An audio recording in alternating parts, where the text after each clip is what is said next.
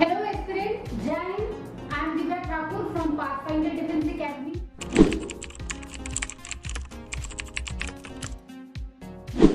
आज का सेशन बहुत ही स्पेशल होने वाला है क्योंकि हमारे साथ हैं पाथफाइंडर डिफेंस एकेडमी के एकेडमिक हेड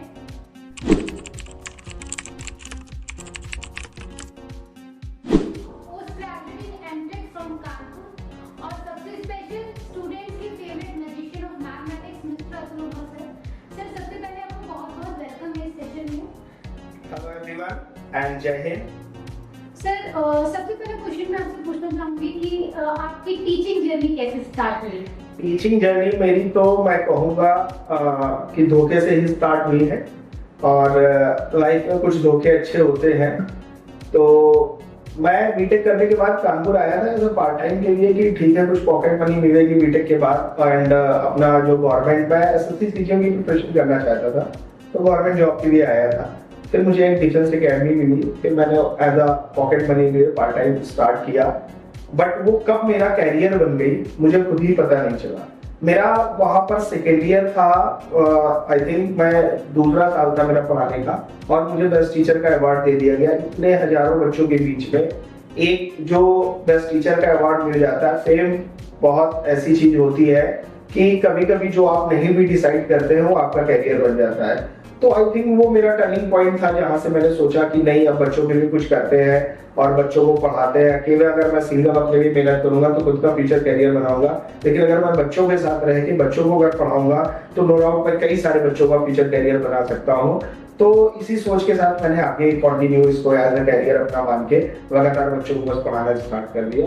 वो लाइफ का मेरे लिए टर्निंग पॉइंट था जिससे मैं ये टीचिंग लाइन में आता चला गया। उसके बाद मैजिशियन ऑफ मैथमेटिक्स का अवार्ड दूसरी एकेडमी में दे दिया गया।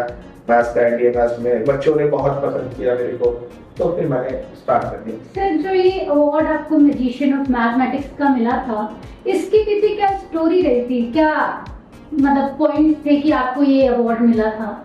आई थिंक मुझे लगता है कि नहीं, बच्चों के लिए कहीं ना कहीं, जैसे मैंने एक बीटेक एमटेक था मेरा, तो कैरियर मैं अपना उस पीरियड पे नहीं गया और इस पीरियड पे आया बच्चों को पढ़ाने के लिए। तो कहना तो ये अपने लिए थोड़ा सा गलत होगा कि ऑनेस्टी के साथ मैं बच्चों को पढ़ाता था, जो अपना बेस्ट मैं दे सकता था वो मैं बच्चों को देता था। शायद यही चीज बच्चों को पसंद आती थी, तो इसीलिए उन्होंने मुझे इतना प्यार और पसंद किया जिससे मुझे मैजिशियन ऑफ मैथमेटिक्स का अवार्ड मिला। सर नेक्स्ट क्वेश्चन मैं आपसे पूछना चाहूंगी कि टीचिंग की इंस्पिरेशन आपको कहाँ से मिली? आपको कब फील हुआ कि आपको टीचिंग करनी चाहिए? ये इंस्पिरेशन कहाँ से आया? टीचिंग का सीन तो कुछ इस तरीके से है कि मुझे लगता है कि मेरे फादर भी गवर्नमेंट जॉब से पहले टीचर थे और कहीं ना कहीं बड़े भैया भी टीचिंग मेरे को पढ़ाते थे, तो उन्होंने भी पढ़ाया। तो कहीं ना कहीं ये तो मेरा घर से ही रहा कि मैं पढ़ाता रहा। फिर आगे वो टीचिंग की एबिलिटी वो पैतरा की आ गई, ऐसा कह सकते हैं कि घर से ही, फैमिली से ही मेरे को सीखने मिली और आगे बढ़। मैथ्स को इंटरेस्टिंग बनाने के पीछे आपके क्या सीक्रेट्स हैं? मैथ्स इतनी इंटरेस्टिंग आपके देखिए, अगर आपने स्टार्टिंग में क्लासेस अच्छी करी है, टीचर्स आपको अच्छे मिलते चले गए हैं और मैथ्स में आपके बेसिक्स अच्छे हैं, कैलकुलेशन आपके अच्छे जा रहे हैं, फिर आप आगे कंटिन्यूअस पढ़ते चले जाते हैं और चीजें बेहतर होती चली जाती है और इंटरेस्ट ऑटोमेटिक बढ़ता चला जाता है। एक माइंड में बोले तो आपकी जो चीज अच्छी होती है उसमें ऑटोमेटिक आपका इंटरेस्ट बढ़ता है। जैसे आप क्रिकेट खेलते हैं, आपको पसंद है, उसमें आपको इंटरेस्ट है। जो आप नहीं खेलते हैं, गेम फुटबॉल नहीं खेलते, उसके बाद ये आपको इंटरेस्ट नहीं रहेगा। तो ऐसा है। ओके सर, क्लास में आप ऐसा क्या स्पेशल पढ़ाते हैं कि स्टूडेंट्स आपसे इतना ज़्यादा कनेक्ट कर पाते हैं, इतना ज़्यादा आपसे क्लोज अपनी चीज़ें शेयर कर पाते हैं? ऐसा क्या स्पेशल? बच्चों के साथ क्या है ना कि अगर आप बच्चे बन के पढ़ाते हैं, मीन्स अगर एक फ्रेंडली इन्वायरमेंट आप क्रिएट करके बच्चों के साथ पढ़ाते हैं, बच्चों को आप समझते हैं। टीचिंग में देखिए, मैं इस लाइन पे आया टीचिंग में तो मैंने 2-3 चीजें देखी। नॉलेज से ज्यादा ऑब्जर्वेशन इंपॉर्टेंट है। आज के समय में जो टीचर्स में बेसिकली देखने को मिल रहा है कि अपना 1 आवर्स दिए, कंटेंट कंप्लीट किया, बच्चों को आया नहीं आया उससे लेना देना नहीं है, क्लास कंप्लीट किया और निकल गए। लेकिन यहाँ पर क्या है कि मैंने थोड़ा सा देखा कि पढ़ाने के बाद एक एक बच्चे पे नजर रखता हूँ, बच्चा सोच क्या रहा है, समझ क्या रहा है, जिसे हम ऑब्जर्वेशन कहते हैं। मेरा मानना है कि टीचिंग में 3 चीजें बड़ी इंपॉर्टेंट है। एक तो ऑब्जर्वेशन, दूसरा मोटिवेशन, देन जाके तीसरा आपका नॉलेज आता है। ये 3 चीजें अगर किसी व्यक्ति के अंदर है तो वो एक अच्छा टीचर है। आप सिर्फ नॉलेज अच्छा रख रहे हैं, आपने पढ़ा दिया, बच्चों को समझ में आया या नहीं आया, आपने उस पर ध्यान नहीं दिया, तो आप एक अच्छे टीचर नहीं कह रहेंगे। यानी कि कहीं ना कहीं आप पढ़ाते समय एक एक बच्चों पे नजर रखिए, बच्चा सोच क्या रहा है, आपकी बात सुन रहा है कि नहीं सुन रहा है, समझ रहा है कि नहीं समझ रहा है, उसके बेसिक्स किस लेवल के हैं, उसको प्रॉब्लम क्या है अगर कोई बात समझ में नहीं आ रही है। अगर इस तरीके की बच्चे को आप पकड़ के चलते हैं टीचिंग में, तीनों पॉइंट्स लेके चलते हैं, तो नो डाउट एक अच्छी टीचिंग निकल के सामने आती है। जो एनडीए के स्टूडेंट्स रहते हैं उन्हें मैथ्स में किस चीज से सबसे ज्यादा डर लगता है? एनडीए में देखिए भाई, यूपीएससी एग्जाम कंडक्ट कराती है, यूपीएससी का अपना स्टैंडर्ड है, वो कोई भी एग्जाम कंडक्ट कराती है यूपीएससी का, तो उसका एक अपना स्टैंडर्ड रहता है। तो मुझे लगता है कि कहीं ना कहीं बच्चे अगर प्रीवियस ईयर्स नहीं लगा रहे, ओनली कॉन्सेप्ट या क्वेश्चंस की प्रैक्टिस कर रहे हैं, तो कहीं ना कहीं जब वो डायरेक्ट एनडीए का पेपर देने जाते हैं, तो यूपीएससी का जो क्वेश्चन पूछने का तरीका होता है, वो कहीं ना कहीं नंबर ऑफ क्वेश्चन कम कर पाते हैं, जिससे उनके अंदर एनडीए मैथ्स को लेके डर बैठ गया है। तो मेरा मानना है कि अगर आप एनडीए की तैयारी कर रहे हैं, तो आपको प्रीवियस ईयर कम से कम 5 साल के और कई बार रिपीट करके लगाना है। आपको यूपीएससी की ब्रेन तक पहुंचना है, उनका सोचने का तरीका क्या है, एक ही कॉन्सेप्ट को क्वेश्चन को कितने डिफरेंट तरीके से पूछते हैं। ये जब आप यूपीएससी के एनडीए के प्रीवियस ईयर के पेपर कई बार लगाएंगे, तो उस गहराई तक आप उतर पाएंगे, उन चीजों को बारीकियों से समझ पाएंगे और आप एग्जाम्स क्वालिफाई करेंगे। मैंने कई बार यही एकेडमी में पाथफाइंडर में कई बार देखा बच्चों को, लगातार बच्चे 5-5 बार एनडीए क्वालिफाई कर रहे हैं।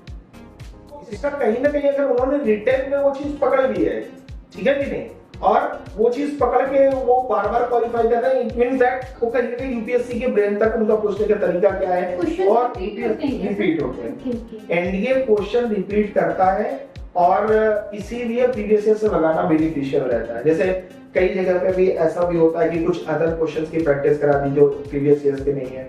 मेरा अपना पर्सनल मानना है कि अगर सीट देनी है या प्रैक्टिस करानी है तो प्रीवियस ईयर्स की ही कराइए। सर लेकिन अगर वीक स्टूडेंट हो गए या नॉन मैथमेटिक्स बैकग्राउंड के स्टूडेंट्स हो गए, तो वो लोग कैसे प्रिपेयर करेंगे एनडीए का?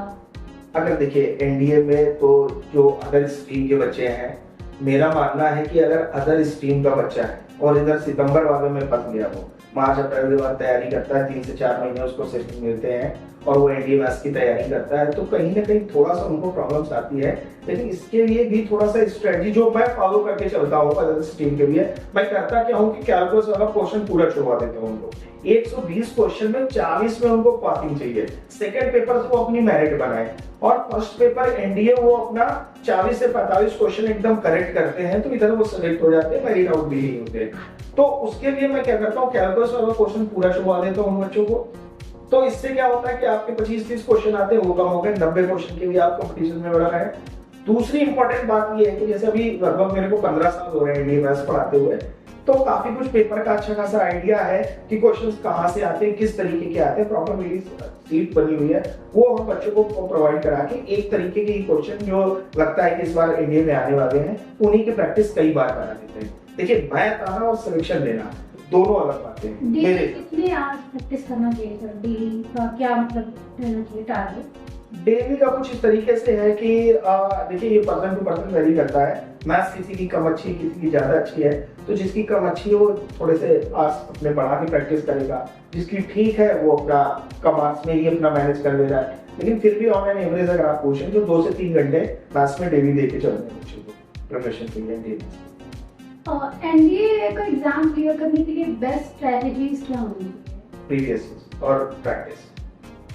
प्रीवियस ईयर्स और प्रैक्टिस। एनडीए मैथ्स के लिए तो प्रीवियस ईयर्स और प्रैक्टिस जितनी अच्छी आप लगाते हैं। बट एक चीज है बसते कि आपके बेसिक्स अच्छे होने चाहिए। अगर आपके बेसिक्स अच्छे नहीं है, आप डायरेक्ट प्रीवियस ईयर से लगाते हैं, मींस कुछ इस तरीके से कि समझ में कुछ नहीं आ रहा, बस आप सॉल्यूशन देख देख के लगा रहे हैं, तो इससे कोई बेनिफिट नहीं होने वाला है, आप लगाते ही रह जाओगे, कुछ नहीं मिलेगा। क्लास 9th और 10th के स्टूडेंट्स को क्या प्रिपरेशन स्टार्ट करनी चाहिए अभी से? 9th-10th के बच्चों को अगर डिफेंस में जाना है, एनडीए में जाना है, तो मेरा मानना है कि वो एनडीए की लाइफ क्या है, लाइफ स्टाइल क्या है, सिलेक्शन प्रोसेस क्या है, मोटिवेशनल वीडियोस और एनडीए की लाइफ, ये वीडियोस देखते रहना चाहिए। बेसिकली जो सिलेबस आता है वो 11th-12th का आता है, तो मेरे हिसाब से 10th के बाद बेस्ट है एनडीए की प्रिपरेशन करने के लिए बच्चों को। 9th-10th में तो उनके अपने बेसिक्स अच्छे रहे, मोटिवेशंस उनको वीडियोस से मिलता रहे, ठीक है, पाथफाइंडर का चैनल सब्सक्राइब कर सकते हैं, वहां से मोटिवेशनल वीडियोस मिल जाएंगे। तो एसएसजी एंड ऑल के पढ़े हुए major general SK Singh sir हैं, कर्नल प्रदीप कुमार श्रीवास्तव सर हैं, कर्नल अशोक पाठक सर हैं। तो कई ऐसे सर हैं जो बोर्ड मेंबर हैं, जो हमारे यहाँ मोटिवेशनल सेमिनार्स भी कंडक्ट हुए हैं। तो वहां से वो मोटिवेशन लेके एक अपना एनडीए के लिए डेडिकेटेड रह सकते हैं। कभी कभी बच्चे बहुत डीमोटिवेटेड फील करते हैं, तो उनको उस टाइम पे क्या करना चाहिए? डीमोटिवेशन के लिए तो ये बहुत अच्छा क्वेश्चन है आपका। यहाँ पे डीमोटिवेशन ज्यादातर एग्जाम टाइम पे ज्यादा देखने को मिलता है बच्चों का, कि प्रिपरेशन नहीं हुई है, अभी उनको लग रहा है कि यार निकलना नहीं है, कॉन्फिडेंस ब्रेक करता है। तो वहां पर मेरा मानना है कि अगर टीचर्स कुछ इस तरीके की टीचिंग दे रहे हैं, उनको बड़ा फ्रेंडली एनवायरनमेंट है जैसा पाथफाइंडर डिफेंस एकेडमी में मिलता है बच्चों को, जहां पर वो किसी ना किसी टीचर से बहुत फ्रेंडली फील करते हैं कि नहीं यार हम कोई भी प्रॉब्लम उनसे शेयर करेंगे या किसी तरीके की हम प्रॉब्लम बताएंगे, सर से एक अच्छा सोल्यूशन मिल सकता है और सर हमें अच्छे से समझाएंगे, जहां बच्चों के अंदर एजिटेशन नहीं हो सकता है। तो अपने जो जिससे भी वो फ्रेंडली फील करता है, जिस टीचर से उसको लगता है कि वो पूछ सकता है, बात कर सकता है, प्रॉब्लम दूर हो सकती है, तो उनसे बात करके वो मोटिवेशन ले सकता है। दूसरा अपने एल्डर ब्रदर, एल्डर सिस्टर या मदर फादर फैमिली में अगर किसी को फील करता है तो उनके साथ अपनी प्रॉब्लम शेयर करके वहां से मोटिवेशन ले सकता है। इन शॉर्ट में कहें तो कोई ना कोई मेंटोर ऐसा होना चाहिए लाइफ में हर एक व्यक्ति की, जिससे हम सारी प्रॉब्लम शेयर करते हो और वो मेंटोर इस लेवल पे समझदार हो कि वो एक अच्छे सजेशंस दे पाए और बच्चा वहां से अपने आप को इंक्रीज कर पाएगा। सर, डिफेंस एस्पिरेंट्स के लिए डिसिप्लिन ज्यादा इम्पोर्टेंट है या इंटेलिजेंस? डिफेंस में तो डिसिप्लिन ही सबसे ज्यादा इम्पोर्टेंट है और कहीं ना कहीं इंटेलिजेंस जो है वो डिसिप्लिन से ही आता है। विदाउट डिसिप्लिन मुझे नहीं लगता कि इंटेलिजेंस आ सकता है। तो ये मेरा अपना पर्सपेक्टिव है, हो सकता है किसी का कुछ अलग हो। तो डिसिप्लिन बहुत इम्पोर्टेंट है। सर, एक स्ट्रॉन्ग आप कुछ बच्चों को बताना चाहते हैं, एक स्ट्रॉन्ग कोई कोट या समथिंग, कोई स्ट्रॉन्ग चीज? मैंने ये देखा है कि देखिए, जितना मेरा तो एक ही मैसेज होगा सारे एनडीए स्टूडेंट्स के लिए कि बेटा जितना टीचर्स अच्छे होते हैं पढ़ाने में, वो कहीं भी किसी भी इंस्टीट्यूशन में हो, वो अपना बेस्ट देते हैं, लेकिन आप भी उनके साथ अपना अगर बेस्ट देते हैं तो आपको सिलेक्शन उतनी जल्दी ही मिलेगा। कहीं ना कहीं हार्ड वर्क बहुत इंपॉर्टेंट है। अगर यूपीएससी की आप तैयारी कर रहे हैं, प्रैक्टिस, कॉन्टिन्यूटी के साथ प्रैक्टिस करना, लगातार लगे रहना, अपने सब्जेक्टिव टीचर से कहीं कोई प्रॉब्लम है तो लगातार अपनी प्रॉब्लम्स को शेयर करते रहना। मींस क्लास में कन्वर्सेशन बहुत इंपॉर्टेंट है टीचर को और आपका। अगर किसी भी क्लासरूम में टीचर के साथ बच्चों का कन्वर्सेशन नहीं हो रहा है, टीचर एंट्री करता है 1 घंटे 1.5 घंटे अपनी क्लास जो भी कंप्लीट करता है और चला जाता है, उस टाइम पे किसी बच्चे के साथ कोई कन्वर्सेशन हुआ ही नहीं, तो मेरे हिसाब से उस क्लास का कोई मतलब, क्योंकि कहीं ना कहीं 20-30% लड़का सीख रहा है, 70% नहीं सीख रहा है। कन्वर्सेशन बहुत इंपॉर्टेंट है क्लास में, और जितने ज्यादा बच्चों का कन्वर्सेशन आपके साथ होता है एज अ मैथ्स टीचर के साथ, तो बहुत ज्यादा इंपॉर्टेंट है। क्योंकि मैथ्स एक ऐसा सब्जेक्ट है और वो भी कंपटीशन का, कि जहां सब कुछ समझ में आए, या टीचर इतना अच्छा पढ़ा रहे हैं बच्चों को सब कुछ समझ में आ जाए और कोई बच्चों को डाउट या प्रॉब्लम ही नहीं है, तो कहीं ना कहीं एक ड्रामा मुझे लगता है वहां पे बच्चा कहीं ना कहीं कम सीख रहा है। और इस पे ध्यान देना चाहिए बेसिकली टीचर्स को। जैसे मैं पढ़ाते समय इस चीज को बहुत ऑब्जर्व करके चलता हूँ, बच्चों को स्ट्रिक्टली मैं बोलता हूँ इस चीज के लिए कि कन्वर्सेशन आपका बहुत इंपॉर्टेंट है क्लास में। Thank you very much sir, आपके इतने वैल्यूएबल गाइडेंस के लिए बहुत बहुत शुक्रिया। बच्चों के और भी क्वेश्चन होते हैं तो हम आपसे दोबारा फिर से जुड़ना चाहेंगे इस चीज़ को लेकर, और भी बच्चों के बहुत सारे डाउट्स होते हैं जिनको हम दोबारा आपसे मिलकर जानना चाहेंगे और बच्चों तक पहुंचाना चाहेंगे। आपका बहुत बहुत थैंकफुल है। और आज का सेशन डिफेंस एस्पिरेंट्स के लिए बहुत बहुत इम्पोर्टेंट है, उनको देखना चाहिए। अगर आप भी डिफेंस की प्रिपरेशन करना चाहते हैं तो जुड़े रहिए, बने रहिए पाथफाइंडर डिफेंस एकेडमी के साथ। और डायरेक्ट आपका कोई मैसेज हो या आपका कोई अपना कोई डाउट हो सकता है तो आप हमें डायरेक्ट डीएम कर सकते हैं, या आप हमारे बनाकर आपको मैसेज करने कर देंगे कि आपका अगर कोई अगर कोई प्रॉब्लम या आपको लगता है कि एनडीए में क्या किया जाए, कोई problem. Thank you sir, thank you aspirants. जय हिंद, जय भारत।